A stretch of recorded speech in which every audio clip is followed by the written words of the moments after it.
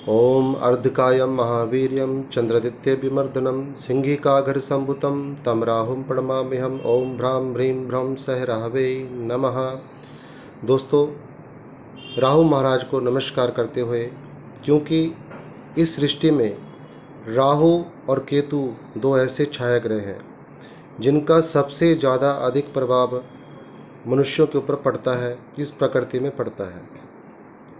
कोई किसी व्यक्ति के ऊपर इतना ज़्यादा प्रभाव होता है कि वह करोड़पति से भी रोडपति बन जाता है, और किसी के ऊपर ऐसी कृपा हो जाती है कि रोडपति से भी एकदम से करोड़पति बन जाते हैं। आपने अपने जीवन में यह चीज़ें बहुत देखी होंगी, खबरों में, न्यूज़ चैनल में आपने सुना होगा, जो कि रातों रात करोड़पति बनाता है, रातों रात ही रोडपति बनाता है।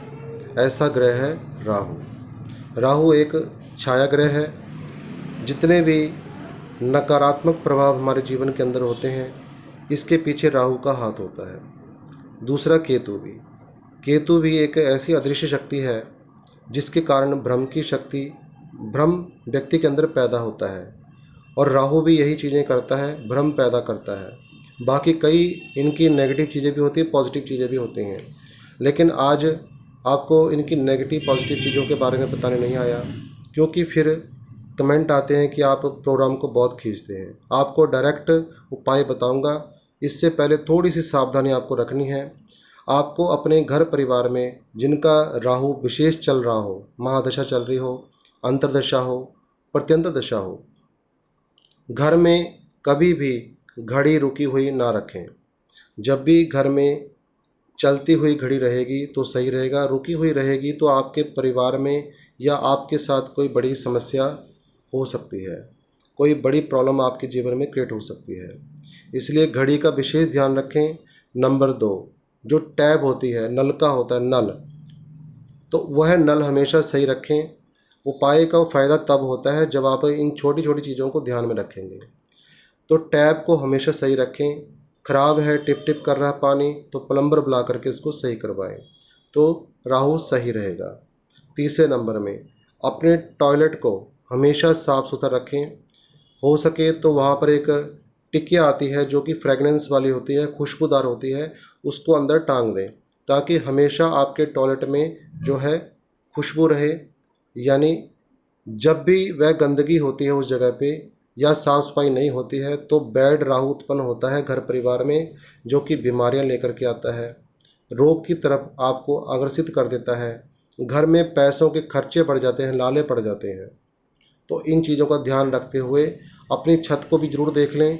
आपके छत में फालतू का सामान, टूटा फूटा कांच, खिलौने इत्यादि ना हो, या कोई भी जगह में आपने चाहे नीचे भी रख रखे हैं, तो टूटी फूटी पुरानी चीज़ों को अपने घर परिवार में अपने अंदर ना रखें। जब भी आप इन चीज़ों को रखेंगे, खोटे सिक्के रखेंगे, कोई इस तरह के खिलौने रखेंगे जो टूटे फूटे हैं, मोस्टली क्या लोग संभाल लेते हैं इन चीज़ों को, और संभालते समय उनको इन चीज़ों का पता नहीं होता कि यही एक खराब काम करने वाली चीज़ें हैं। जैसे कि आपने देखा होगा, जहाँ पर पानी रुक जाता है वहाँ पर मच्छर पैदा हो जाते हैं, वहाँ पर जंतु पैदा हो जाते हैं, कीड़े पैदा हो जाते हैं। एक तरह की रुका हुआ पानी नेगेटिविटी क्रिएट कर देता है।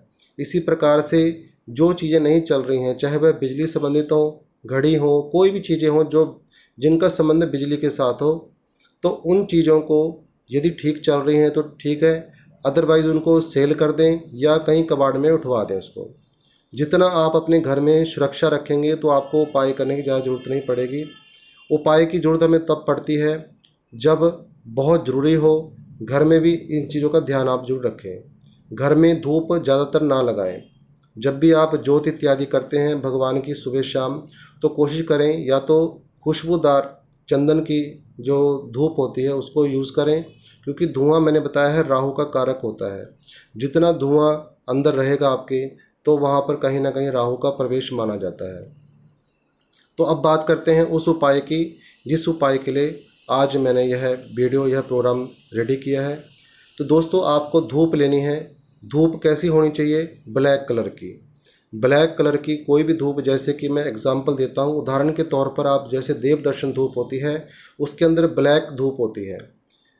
5 या 10 रुपये की कोई भी डिबिया आ जाए, आप उसको लेकर के बुधवार और शनिवार 4 बुधवार और 4 शनिवार या निरंतर 43 दिन तक, निरंतर 43 दिन तक यदि आपके पास समय है तो आपका राहु केतु शनि कभी भी कुछ नहीं बिगाड़ेंगे यदि आप इसको 43 दिन तक कर लेते हैं। आप किसी भी ऐसे मंदिर में जाएं जो आपके नज़दीक में हो, जहां पर भैरव जी की मूर्ति हो या महाकाली की हो या शनिदेव की हो, वहां पर जाकर के उस डिबिया को आपने रख करके आ जाना है। मात्र इतना करना है, कोई धूप नहीं लगानी आपने, केवल वहां पर रख के आनी है, यानी आपने उनको भेंट कर देनी है। तीनों में से कोई भी देवता हो, काली हो, शनिदेव हो या भैरव जी महाराज हो। तो इतना करते हुए 43 दिन तक यदि आप इस उपाय को निरंतर करते हैं तो आप स्वयं देखेंगे अपने जीवन में इसका प्रभाव, कितनी तरक्की आपके जीवन में हुई थी, कितना पैसा कितना धन आपके पास आता है, आप भी हो जाएंगे हैरान। इसके साथ साथ एक चीज़ और बताता हूँ कि इस उपाय को जितना हो सके संध्या के समय करें, सूर्यास्त के बाद, तो आपको इसका रिजल्ट परफेक्ट तरीके से मिलना शुरू हो जाएगा। तो अभी तक यदि आपने मेरे चैनल को सब्सक्राइब नहीं किया है तो जल्दी सब्सक्राइब कर दें, लाइक करें और शेयर करें। जय जय श्री राधे, नमो नारायण।